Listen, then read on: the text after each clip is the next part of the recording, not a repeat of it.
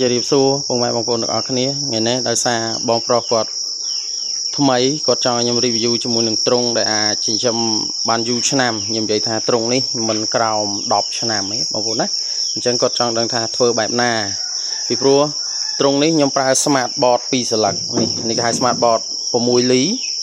បាទដែក20ក៏បានដែកជ្រុងណា20ក៏បាន25ក៏បានបើសម្រាប់របស់ខ្ញុំនេះ25បងប្អូនណាបាទហើយបាទខ្ញុំប្រើកុងផ្លាកេខ្មៅអញ្ចឹងវាធន់យើងចូលបានយើងចូលចាប់យើងចូលបោសអត់អីទេតែបើយើងយកអានេះធ្វើបាតវាអាចនឹងបែកបាទអញ្ចឹងខ្ញុំនឹង review ថាទ្រុងនេះចិញ្ចឹមបានរហូតទៅដល់10ឆ្នាំដោយរបៀបណាតាថ្ងៃនេះខ្ញុំគុំថែម5ទៀតបងប្អូនណាបាទខ្ញុំរុះទ្រុងចាស់ដែលខូចខ្ញុំធ្វើទ្រុងនេះឡើងវិញទាំងអស់ណាបាទ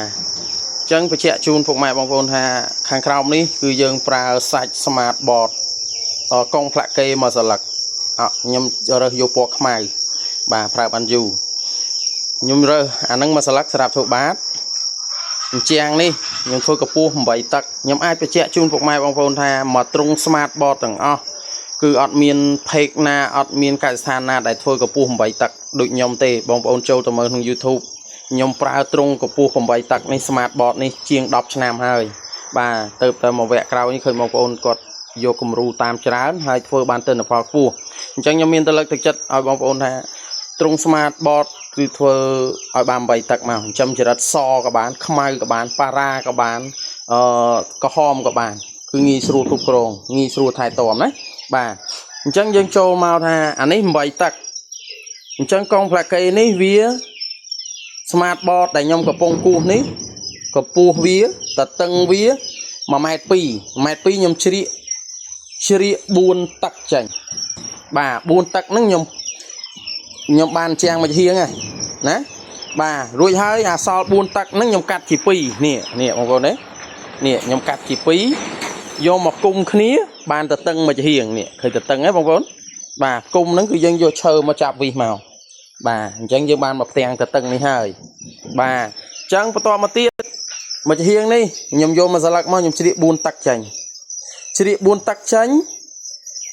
នៅសល់ខ្ញុំយកទៅ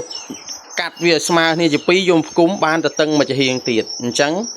មានន័យថាយើងប្រើ smart board 2សន្លឹកប្រើនេះមួយសន្លឹកបានទ្រុងយ៉ាងស្រួលឃើញទេបងប្អូនបាទ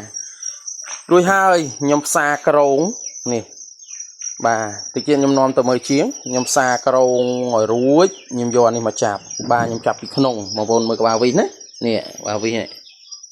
បាទយើងចាប់ពីក្នុងនេះក្បាលវិសដែកយើងធម្មតាបងប្អូនណាវិសដែកបាទនេះអាចាប់នេះវិឈើ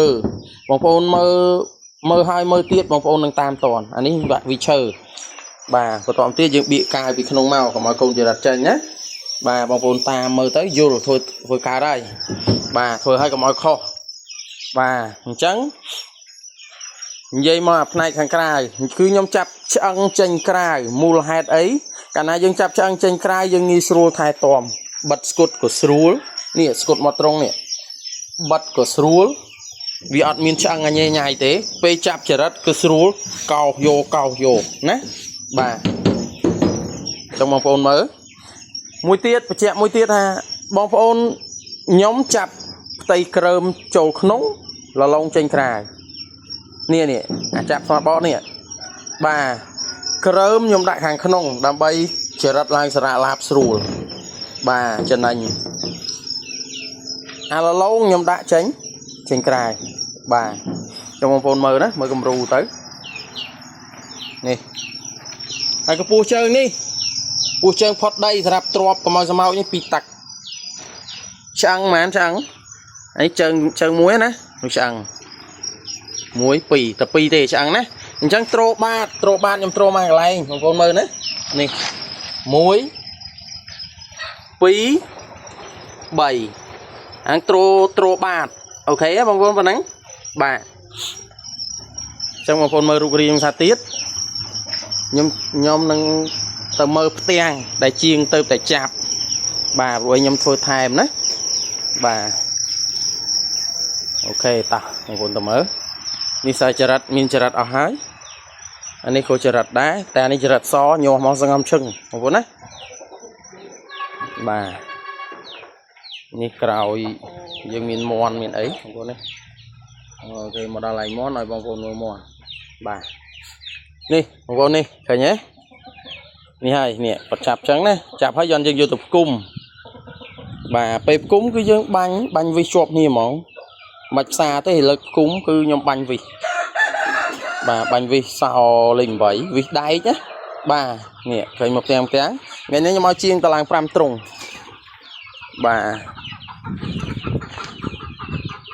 hay trắng phê đẹp cúng nhom ọt cho từng xa tế cứ nhớ cúng đòi phá vi cả long ta mơ cạp cùng tinh nhá bà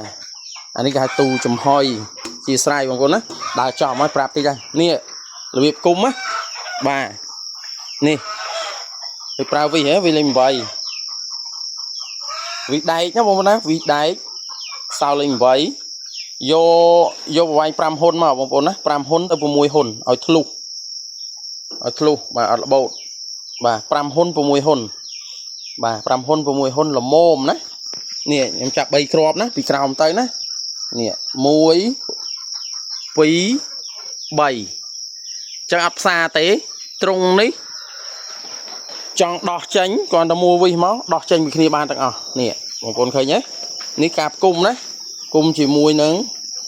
cà chạp và lòng vi sao lên bầy vi đai một con vi đai chẳng nhom riêng phải chẹn tích bà nè bà trong bông phôn khởi nhá và nâng bông phôn ai thôi bàn dân dân xa đàm làng vĩnh hạt trung đi và đọc năm gọi toàn thân hà đây bà đọc năm bông phôn á nè nhưng mới chờ rất và ra từ không một phôn á ở miền cái này như thế nhé trên này chắc thằng ở miền trên này thay này thế này chắc bông phôn á bà nè anh ấy chờ rất so nè đàm làng cái này rất so bông phôn đi anh ấy có sợi pin trung ở đấy trong phút mai bông phôn khơi nhái ca phơi chơi cái đó cứ nhom cùng nhom ở đây bánh vay thì cô cho nhom cùng điệp trong hàng khai hết bánh cùng bà ta dừng tâm sự cam phim chiên tích là một quạt chặt dạng mạch bông phôn này mở bán nhom review time nè bông phôn nè nít bạt đó dùng thực bạt pram ngày nay ta làm pram anh ấy tiền thật tưng đấy chia sai tiền vào đào về bà nó chiêng của con chạp anh ấy tiền đại dân tha dân pu hết nè bà nè khởi nhé tiền thật tưng đại dân vô một cung hết nè bà dân chỉ địa máu xó dân dùng cung khía bàn thật tưng mùi nó chiêng của con chạp chiêng nhóm sạt na cha sợ bật mục bà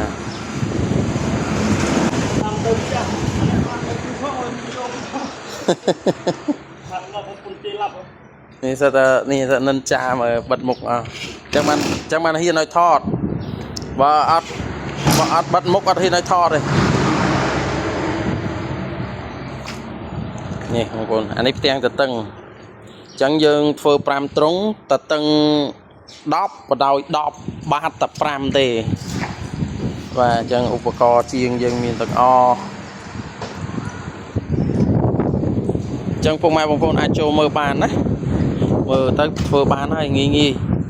ở miền lẹ liêm tế và hai mong trung để ai bàn đọc năm lang bông phôn